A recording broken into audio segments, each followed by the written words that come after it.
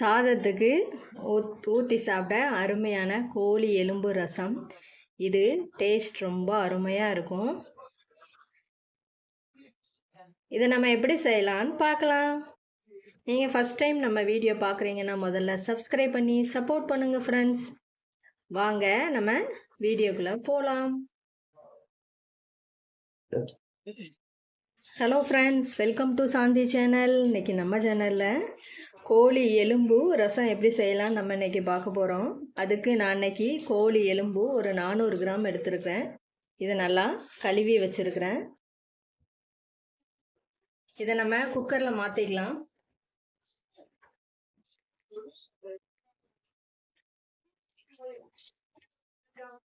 இது கூட ஒரு பச்சை மிளகாய், ஒரு 200 கிராம் சின்ன வெங்காயம் கட் பண்ணி இதில் சேர்த்துக்கலாம்.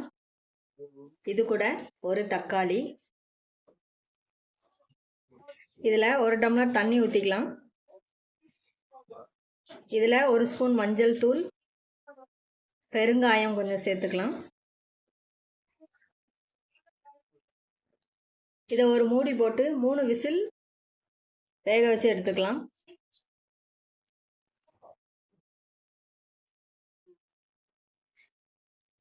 குக்கரில் 3 விசில் வரட்டும். குக்கரில் விசில் வர்றதுக்குள்ள நம்ம இந்த தேங்காவை நம்ம கீறி அரைச்சி எடுத்துக்கலாம். அரைமுறை தேங்காய் எடுத்துருக்கேன். இதை நல்லா சின்ன சின்ன பீஸாக கட் பண்ணிக்கலாம். தேங்காவை கட் பண்ணியாச்சு. இது கூட ஒரு ஸ்பூன் சோம்பு சேர்த்துக்கலாம், ஒரு ஏலக்காய், கொஞ்சம் பட்டை. இதை நல்லா அரைச்சி எடுத்துக்கலாம். தேங்காய் அரைச்சாச்சு. குக்கர் 3 விசில் வந்துடுச்சு. ஸ்டவ் ஆஃப் பண்ணிடுவோம். கேஸ் ரிலீஸ் ஆயிடுச்சு. இப்போ ஓப்பன் பண்ணிக்கிடுவோம்.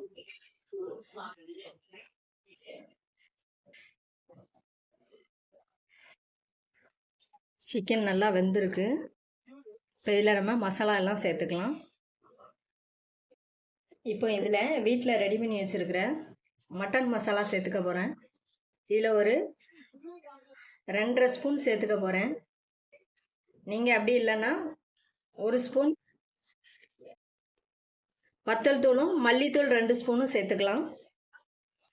இது கூட ஒரு ஸ்பூன் கரம் மசாலா, அரைச்சி வச்சுருக்க தேங்காய் பேஸ்ட்டு சேர்த்துக்கலாம். ஜாரை கழுவி அந்த தண்ணியை நம்ம இதில் சேர்த்துக்கலாம். இதில் ஒரு டம்ளர் தண்ணி ஊற்றிக்கலாம். உங்களுக்கு கூட வந்து தண்ணி வேணாலும் ஊற்றிக்கலாம்.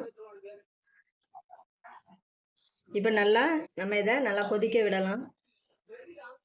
இதில் கொஞ்சம் இஞ்சி பூண்டு பேஸ்ட் போட்டுக்கிடும். குழம்புக்கு தேவையான உப்பு சேர்த்துக்கலாம்.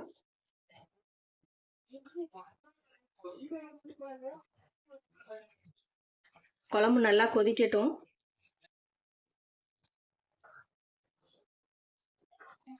இப்போ ரசம் நல்லா மசாலாலாம் பிடிச்சி நல்லா கொதிச்சிடுச்சு. இப்போ நம்ம மல்லியில் கொஞ்சம் சேர்த்துக்கலாம். இதில் இப்போ நம்ம ஃபைனலாக ஒரு தாளிப்பு தாளித்து ஊற்றிடலாம். இப்போ ஒரு கடாய் எடுத்துருக்கேன். ஆயில் ஊற்றிக்கலாம். ஆயில் சூடாயிடுச்சு. இதில் கடுகு போட்டுக்கலாம். ஒரு ஸ்பூன் கடுகு போட்டிருக்கேன். வெங்காயம் சேர்த்துக்கலாம். ஒரு வெங்காயம் கட் பண்ணி இதில் சேர்த்துக்கலாம். கொஞ்சம் கருவேப்பிலை, இதில் கொஞ்சம் இஞ்சி பூண்டு விழுது சேர்த்துக்கலாம். தாளிக்கும் போது சேர்க்கும்போது நல்லா வாசமாகவும் குழம்பு நல்லா டேஸ்ட்டாக இருக்கும்.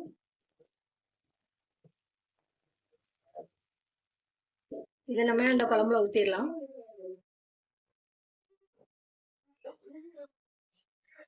பாருங்க, சூப்பரான கோழி எலும்பு ரசம் ரெடி ஆயிடுச்சு. இது டேஸ்ட் ரொம்ப அருமையாக இருக்கும். நீங்களும் இதே மாதிரி ட்ரை பண்ணி பாருங்கள் ஃப்ரெண்ட்ஸ். இந்த கோழி எலும்பு ரசத்தை நம்ம சாதத்தில் ஊற்றி சாப்பிட்டோன்னா ரொம்ப சூப்பராக இருக்கும். இந்த ரெசிபி உங்களுக்கு பிடிச்சிருந்துச்சுன்னா லைக் பண்ணுங்கள், கமெண்ட் பண்ணுங்கள், வீடியோவை ஃப்ரெண்ட்ஸ் ரிலேஷனுக்கு ஷேர் பண்ணுங்கள். நம்ம சேனலில் நிறைய ரெசிபி இருக்குது. நீங்கள் அதை பார்க்கணுன்னா சாந்தி சேனலை சப்ஸ்கிரைப் பண்ணிடுங்க. சைடில் உள்ள பெல் பட்டன் கிளிக் பண்ணி வைங்க. அப்போ தான் நான் போடுற ஒவ்வொரு வீடியோவும் உங்களுக்கு உடனுக்குடன் வரும். தேங்க்ஸ் ஃபார் வாட்சிங் ஃப்ரெண்ட்ஸ்.